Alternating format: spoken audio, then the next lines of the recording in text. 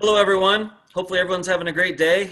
Today, I wanted to bring on a friend of mine, Andrew, from the Whining Butcher, one of my favorite places, a place I've frequented many times. And I just wanted to get his take on how things are going for the Whining Butcher and how COVID-19 has impacted his establishment. So, Andrew, go ahead and introduce yourself to the people watching here. Hey, Dan, it's Andrew from the Whining Butcher. How are things going for you today? Things are good. Yeah, things are good. It's interesting with all the businesses sort of reopening in phase one here shortly. And, we're a huge fan of the Whining Butcher. You guys have awesome food. I can't tell you how many times we've ordered the harvest salad and the Cobb salad and the Key West chicken. So we're huge fans and just wanted to get your take on how things have impacted you guys. Yeah, so obviously, it's impacting and still impacting. So one of the unique things about my business, the Whining Butcher, is that we have a strong market presence as well as the restaurant presence. So once COVID-19 hit, we saw a substantial pullback from the restaurant, like everybody did. Really had to kind of push into that takeout arena.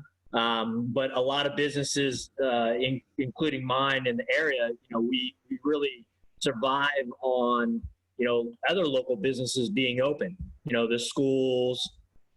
So we took a substantial hit there and are still taking a hit there, like many restaurants are.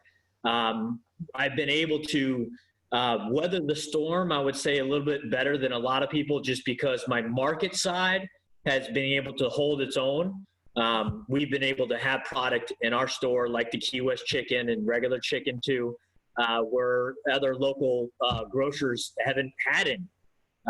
So I've been able to shift. I've been lucky enough to be able to maintain my staff and shift them from restaurant needs over to the market needs to help our community out. And like you referenced, the harvest salad and the Key West chicken, we've been donating those salads with the Key West chicken to the Nova nurses here during the whole time. And we're also big on, I think if you're part of the community, I think it's your responsibility to try to help the community as well. So since this has taken place, and even to today, we are offering 3 pounds of free ground burger to any family that's in need, no questions asked. And we do a lot with lunches with the schools. So I've been working with them because they tend to have a direct line with some of the families that are in need. So we've been helping them out as well too. I think that's awesome. I'm a big fan of giving back, and I'm glad to hear that you guys are too. So talk to us I think about, it's important. it is important. I agree. So you mentioned the Key West chicken, which is amazing. I can't tell you how many salads that we've ordered over the years. So tell us some of maybe those are just my favorites, I don't know, but tell us some of the most popular dishes that you guys see on your end. So our niche within the niche obviously is our marinated meats. We do those. When I originally had gotten in this business, everybody eats, or the majority of people eat a protein. A lot of them are looking to do something to it, right? They're seasoning in it. They're reaching in their fridge, they're grabbing a salad dressing, a marinade. They're looking at the thousands of flavors, when they go shopping. And I saw an opportunity where if we could do it better than they might be able to do it at home, then it would be a win-win. They could just swing in the store, grab it, go home, cook it, and they could have a great marinated piece of meat, right? Seasoned piece of meat. So the Key West chicken is actually the sister to the steakhouse, which is the most popular thing that we do in the store, which is a zesty Italian. And then we take that base steakhouse marinade, add a little sweet lime to it, and then you get the Key West. So, excuse me. So those two brothers and sisters are the most popular things that we do in the store, hands down. And it's so popular that if you go in there, you'll see that it's spread a little bit too. We do the Key West actually on the turkey tips too, and we do the Key West on the shrimp as well. So it's a very solid base, great tasting, amazing marinade that works well. And it is the most popular thing that we do in the store. And so popular that again, when we decided to do the restaurant menu, we wanted to make sure that we're using those core things in the foods that we were making. So any chicken on top of a salad is going to be the Key West. Any chicken in a sandwich is going to be the Key West. Even the turkey tip gyro we do is the Key West turkey tip. So we try to use it throughout. But yes, it's the core niche thing that we do and that we're really known for. I love it. How did you come up with the recipe for that? Did you guys develop it yourself, or how did you come up with it?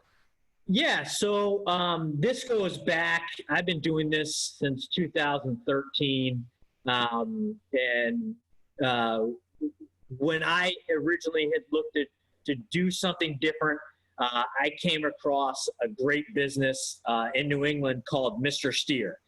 And he's still there today. He's in Southern New Hampshire. He's been there since the late 70s. And he actually pioneered the way that we marinate up in New England back then. And when you go up in New England, it's one of the only areas that's dominant in like the steak tips that we do and the marinades that we do. Once you get out of New England, you don't really find it. We're one of the only businesses kind of out of New England that do it.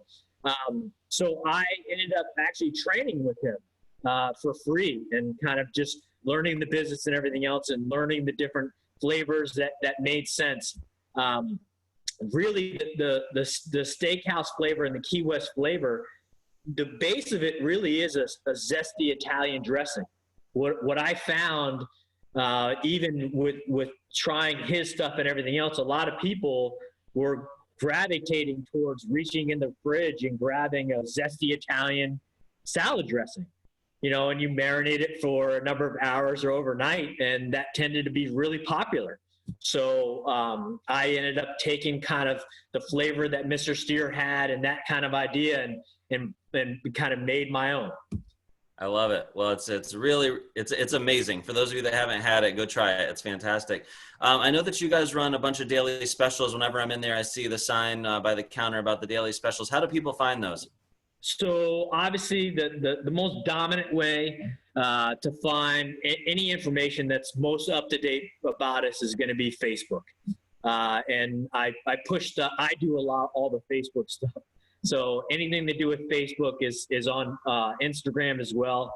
Don't do too much with Twitter. Don't want to get fact checked. But Facebook really is the dominant one, especially again, going back to this climate, things are changing. We don't even know what the new normal is.